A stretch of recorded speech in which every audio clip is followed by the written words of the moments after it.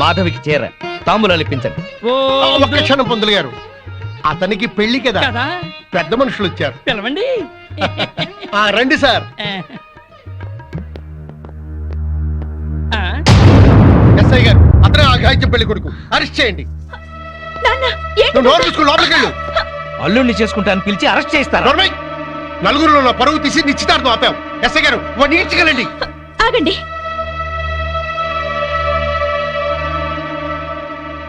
ఇతనంటే మీకు ఇష్టమేనా?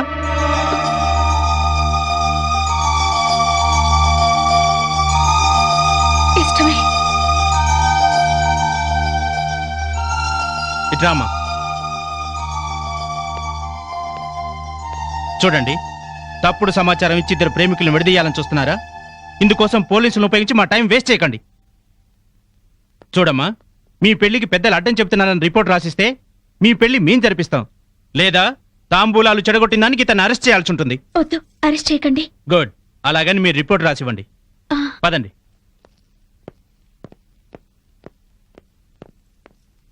అమ్మా మాధవి, వెళ్ళండి. మన పరువు ప్రతిష్టల కంటే వాడే దానికి ఎక్కువయ్యాడే. వెళ్ళండి, వెళ్ళు. పో, వాడుతూనే వెళ్ళు. మళ్ళా ఈ గడపలో కాలు పెట్టడానికి వీల్లేదు. పో.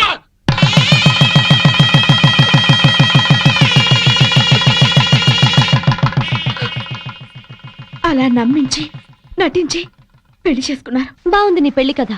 కష్టపడి ఇష్టపడి పెళ్లి చేసుకున్నావు, కానీ అబద్ధాలాడి నెత్తి మీదకి తెచ్చుకున్నావు. సారీ. ఇప్పుడే సహనంగా ఉండి తన మనసుకి తగినట్టుగా నడుచుకో. తన నీకోసం అమ్మా నాన్నలు కూడా వదిలేసి వచ్చింది. కోపంలో ఒకవేళ తనేమన్నా అన్నా నువ్వే సర్దుకుపో. నువ్వు మాత్రం సర్దుకుపోకు. పెళ్ళైన కొత్తలో మా మొగుళ్ళని కంట్రోల్ చేసుకోలేకే ఇప్పుడు ఇలా కష్టపడుతున్నావు. అవును, ఆ వగలాడిని ఎవతనో బైక్ మీద ఎక్కించుకెళ్ళాడుగా, రాగానే అదేంటో కనుక్కో. మా చెల్లెల్లాంటి దానివని చెప్తున్నావు అమ్మా. జాగ్రత్త అమ్మా. ఉంటామే.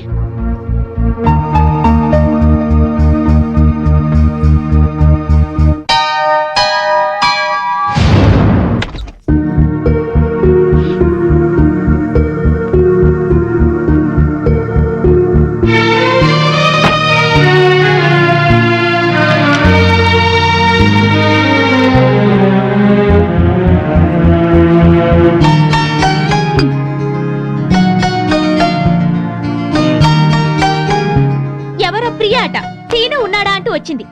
నువ్వేం చెప్పావు? లేరుగా, అదే చెప్పాను. కాఫీ అయినా ఇచ్చావా? ఇంట్లోకి పిలిచి కూర్చోబెట్టే మనిషిని అనిపించలేదు, అందుకే గుమ్మాలోంచి పంపించాను. నువ్వు మనిషిగా ఆలోచిస్తే ప్రియ మంచిదిగానే కనిపించేది.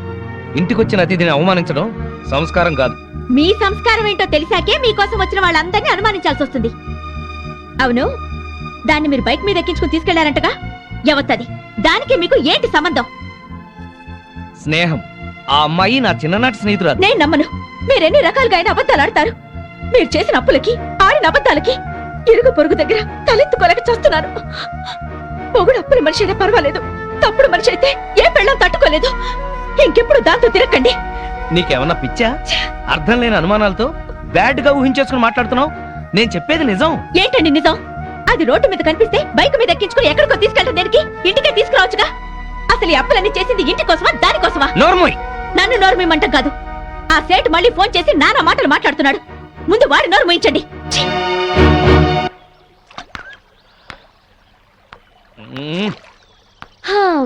భూభారం మోస్తున్నట్టు అలా ఉన్నావేంటి సీను? మనసు బాగోలేదు. అయితే దానికి బాధపడాలా? నేను చాలా సీరియస్ గా ఉన్నాను, నువ్వు జోక్ లేకపోతే ఏంటి? మనసు బాగా లేకపోతే బాగు చేసుకోవాలి కానీ ఇలా మొహం డల్గా పెట్టుకుని కూర్చోవాలా? నా వరకు నాకు మనసు బాగలేకపోవటం అంటూ ఉండదు. ఎందుకంటే దాన్ని ఎప్పుడూ పనిలో పెడతాను. పనిలో పెట్టాలంటే ప్రస్తుతం నాకు పని లేదు. అయితే పని వెతుకునే పని పెట్టుకో. ఆ పని మీదే ఉన్నాను. గుడ్. అయితే నీ పని అవుతుందిలే. ఏం పని అవుతుందో, ఇంటికెళ్తే పని అవుతానే ఉంది. ఏ? బాగా ఫ్లరిష్ అయ్యే టైంలో బిజినెస్ దెబ్బతింది. దాంతో అప్పులయ్యాయి. మా ఆవిడ నన్ను పనికిమాలిన వాడిని అనుకుంటుంది. నన్ను నా అసిస్టెంట్లే మోసం చేశారు. లేకపోతే లాస్ట్ మంత్ మొత్తం తీర్చేసేవాడిని. మరి ఇప్పుడు ఏం చేయాలనుకుంటున్నావు? నేను చేయగలిగింది ఏదైనా సరే. మా కంపెనీలో జాబ్ ఇప్పిస్తే చేస్తావా? ఏంటి, నేను ఇప్పిస్తే చేయకూడదా? అబ్బే అదేం లేదు. ఎక్కడ పోయిందో అక్కడే సంపాదించాలి. నేను మళ్ళీ బిజినెస్ చేయాలనుకుంటున్నాను. మరి బిజినెస్ కి పెట్టుబడి ఎక్కడి నుంచి తెస్తావు? చూడు, ప్రస్తుతం నువ్వున్న పరిస్థితుల్లో ఒక 2 ఏళ్ళు జాబ్ చేయి, ఆ తర్వాత నీ ఇష్టం. ఓకే సరే, నేను మా బాస్తో మాట్లాడి నిన్ను ఆయన దగ్గరికి తీసుకెళ్తాను. సరే. Okay. Good morning sir. Good morning. నా ఫ్రెండ్ శ్రీనివాస్, MBA. మీకు చెప్పాను కదా, ఇతని. నమస్కారం అండి. ఓ కూర్చో. థ్యాంక్స్. నిన్నెక్కడో చూసినట్టుందే. నువ్వు సాయిరామ్ చిట్ ఫండ్ యానివర్సరీలో రూపాయి మీద ప్రోగ్రామ్ చేశావు కదా, అవును సార్. ఆ రోజు నువ్వు అదరగొట్టేశావయ్యా. నీలాంటి వాడు ఒక్కడు నా టీంలో ఉంటే బాగుంటుందని అప్పుడే అనుకున్నాను. Thank you sir. అక్కడిచ్చే దానికన్నా ఎక్కువ ఆఫర్ ఇచ్చి నిన్ను పిలవాలనుకున్నాను. ఆఫీస్లో బయట నీ గురించి ఎంక్వైరీ చేశాను. పెద్ద ఫ్రాడ్ అని తెలిసింది. సార్, మీకెవరు చెప్పారు కానీ అది అబద్ధం. ఎవరో చెప్తే నేను నమ్మను. తన బాసే చెప్పాడు. అతని పార్ట్నర్ అని చెప్పుకొని అప్పులు చేశాడంట. చివరికి అమ్మా నాన్న చచ్చిపోయారని పెళ్లి చేసుకున్నాడంట. ఇవన్నీ అబద్ధాలా? నాకు చెప్పిన పని చేసి జీతం తీసుకునేవాడు కావాలి, నవ్విస్తూ నాకే ఎసరు పెట్టేవాడు కాదు. సార్, ఇతనికి మీరు జాబ్ ఇస్తే ఇవ్వండి, లేకపోతే లేదు. But don't insult him. చూడు ప్రియా, ఇన్నాళ్ళు నువ్వు చాలా తెలివిగలదాని అనుకున్నాను.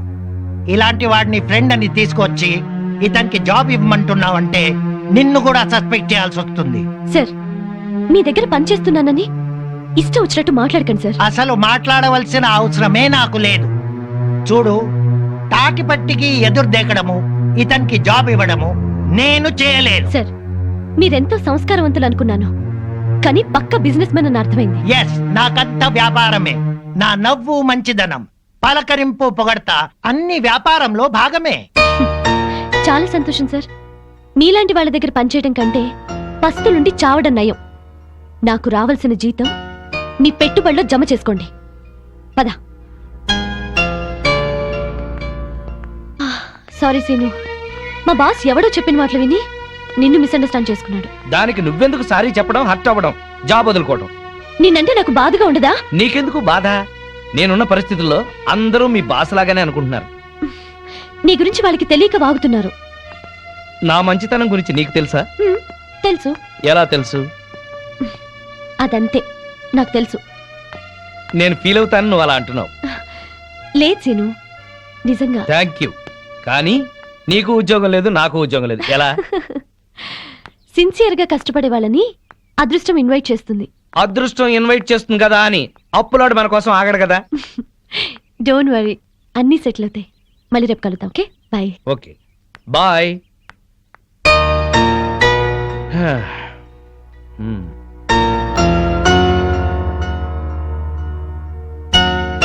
హాయ్ సీను, ఎంతసేపు అయింది వచ్చి? హాయ్, జస్ట్ ఇప్పుడే. ఆహా, భలేగా ఉంది కదూ.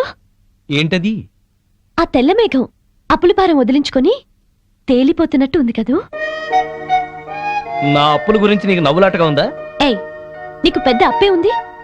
కళ్ళు మూసుకొని చిటికేస్తే తీరిపోతుంది. కథలు చెప్పకు. కథలు కాదు, నిజం. సరే అయితే నేను కళ్ళు మూసుకుని చిటికేస్తాను. నా అప్పులు ఎలా తీరిపోతాయో నేను చూస్తాను. హ్మ్.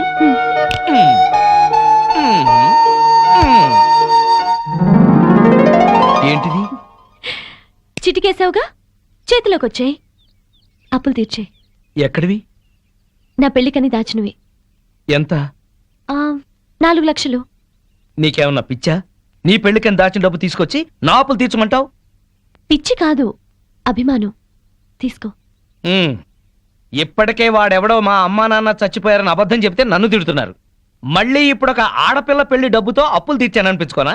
అవన్నీ ఆలోచించుకో, తీసుకో. అదేం కుదరదు. ఇది నీ పెళ్లి కోసం దాచిన డబ్బు, ఇంటికి తీసుకెళ్ళు. సరే, నాకు నచ్చిన వాడిని తీసుకొచ్చి పెళ్లి చేయి. అప్పటి వరకు అప్పుగా తీసుకో. అచ్చంగా కాదు, అప్పుగా. Okay okay okay okay okay okay.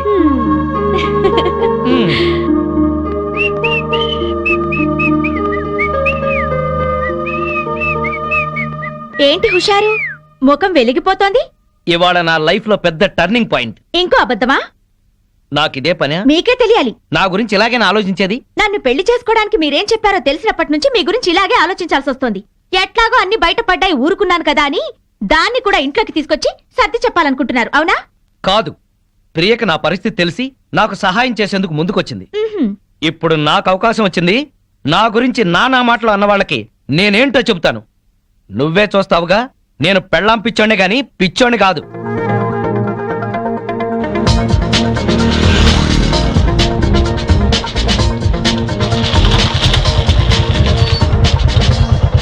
ఏ, ఏంటి ఇక్కడికి తీసుకొచ్చావు?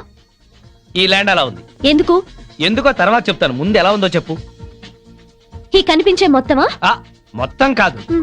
ఇక్కడి నుంచి ఆ చెట్టు వరకు, చెట్టు దగ్గర నుంచి తాడి చెట్టు వరకు, తాడి చెట్టు నుంచి మళ్ళీ రోడ్డు దాకా. స్క్వేర్ గా ఉంది. అయితే ఏంటి? ఆ స్క్వేరే బాగుందా? సీను, నీకేం కావాలో చెప్పు. వేణు, ఈ ల్యాండ్ కి ఈస్ట్ సైడ్ న సినిమా థియేటర్ల కాంప్లెక్స్ వస్తుంది. దీనికి వెస్ట్ సైడ్ న అదిగో చూడు ఇంజనీరింగ్ కాలేజ్ ఆల్రెడీ కట్టేసింది, త్వరలోనే ఓపెనింగ్. దీనికి నార్త్ సైడ్ న బ్రహ్మాండమైన క్లబ్ రాబోతుంది. ఇవన్నీ వచ్చేస్తే ఈ ల్యాండ్ వాల్యూ ఎంత పెరిగిపోతుందో చూసుకో. హ్మ్, ఈ విషయం మనకెందుకు? అసలు విషయం చెప్పు. అదే చెబుతున్నాను. ఈ ల్యాండ్ నేను కొన్నాను, ప్లాట్లు వేస్తున్నాను. బోని నువ్వే చేయాలి, నీది గోల్డెన్ హ్యాండ్. ఎట్లా కొన్నావు? డబ్బెక్కడిది? నువ్విచ్చావుగా. 4 లక్షలేనా ఈ ల్యాండ్ అంతా? మొత్తం 45 లక్షలు, నువ్విచ్చిన 4 లక్షలు అడ్వాన్స్ ఇచ్చా. బ్యాలెన్స్ 41 లాక్స్ ఎలా కడతావు? అందుకే నిన్ను బోని చేయమంది. నీలాగా 10 మంది కొంటే ఆ డబ్బు తీసుకెళ్లి రెండో ఇన్స్టాల్మెంట్ కడతాను. అలా రొటేషన్ చేయడమే రియల్ ఎస్టేట్ వ్యాపారం. అప్పులు తీర్చకుండా మళ్ళీ ఈ రిస్క్ ఎందుకు చేశావు? ఇప్పుడున్న రిస్క్ లోంచి బయటపడ్డానికి. వాట్ సీను, నిన్నేమనాలో నాకు తెలియటం లేదు. ప్రియా, నీ పెళ్లి డబ్బుతో నా అప్పు తీర్చకుండా ఇది కొన్నానని బాధపడుతున్నావా? నువ్విచ్చిన డబ్బుతో ఆ సేట్ అప్పు తీర్చినా మళ్ళీ నీ దగ్గర అప్పు ఉన్నట్టే కదా. అందుకే ఆ డబ్బు ఈ ల్యాండ్ మీద పెట్టా. నా అంచనా ప్రకారం 2 నెలల్లోనే నేను సక్సెస్ అవుతాను. ఒకవేళ ఇంకోలా జరిగినా నువ్విచ్చిన డబ్బు నష్టపోయేదేం లేదు. ఈ ల్యాండ్ ఉంటుంది. ఇవాళ నేల మీద చెట్టును పెట్టినా కట్టడం కట్టినా పెరుగుతూనే ఉంటాయి. నా లాభాల్లో 50% నీకే ఇస్తాను. హ, నో నో నో, లాభం ఎంతొచ్చినా నీకే. నీకు అప్పుగా ఇచ్చాను, పార్ట్నర్గా పెట్టుబడి పెట్టలేదు. సరేలే, ఇప్పుడు చెప్పు ఈ ల్యాండ్ ఎలా ఉందో. గోల్డ్ బిస్కెట్లా ఉంది. All the best. Thank you very much. వెళదామా?